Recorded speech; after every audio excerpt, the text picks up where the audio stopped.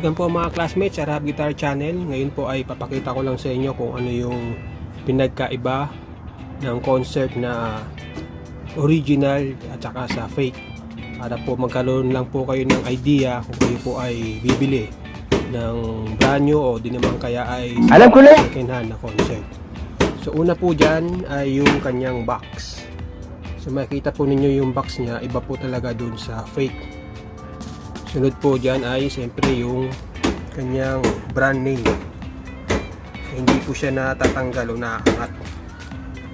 Ito yung brand name niya. Okay. Ito po pala yung model ng concert natin, AV302B. Naku luma na yan. So kasi sa physical po kasi halos parehas sila. Pero sa original, yung kanyang brand name, yan, hindi po siya natatanggal. Okay? Tapos po yung kanyang cover, ay nakabakat po yung kanyang brand name. Yan, concert. Yan. Tapos po siyempre, yung kanyang loob.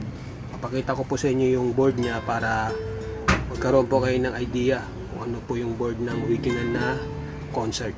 Tanggalin lang po natin yung cover. A few years later. So yan po mga classmate, yung tinanggal na po natin yung cover nya.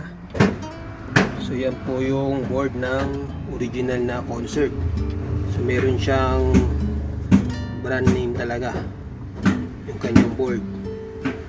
Sabi ng iba kulay yellow, no, parang yellow na brown. So ayan po kulay ng board. Kung mabubuksan ninyo, kung second hand po yung inyong kukunin, tingnan nyo na rin po yung loob.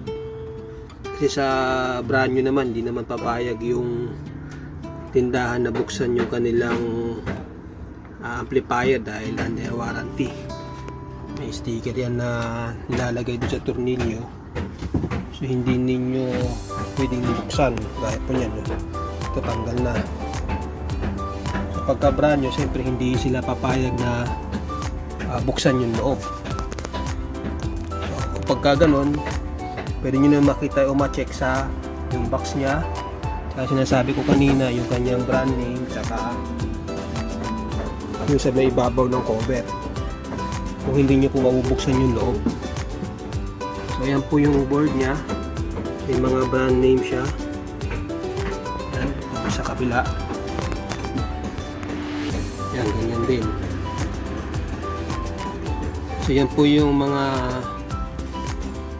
makikita ninyo sa original. Sa mga fake, kulay, sabi nila kulay green yung board, tsaka walang brand name yung kanya mga board. So yan po. Sa next na video natin, sana naka-subscribe po kayo para mapag-compare natin itong si Joson. Ito ang bago.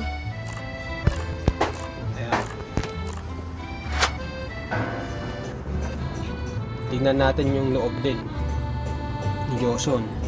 Kaya yung mga nakasubscribe, ayan, maantabay po kayo. Tsaka pagkumparahin din po natin yung lakas nila. Ito, although ano lang ito, 200 watts, total of 400. Ito naman ay nasa 1,200 yung kanyang watts. Ito yung kanyang box i-unbox din po tayo nito. Tingnan nyo lang sa ating channel kung i-upload ko pa. Inuna ko lang po yung difference, paano nyo malalaman yung original na concert sa fake.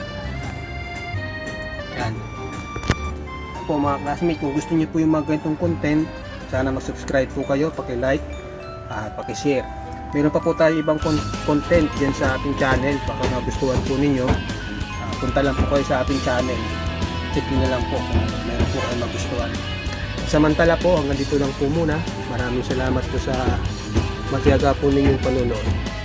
God bless po sa inyo lahat. Salamat po.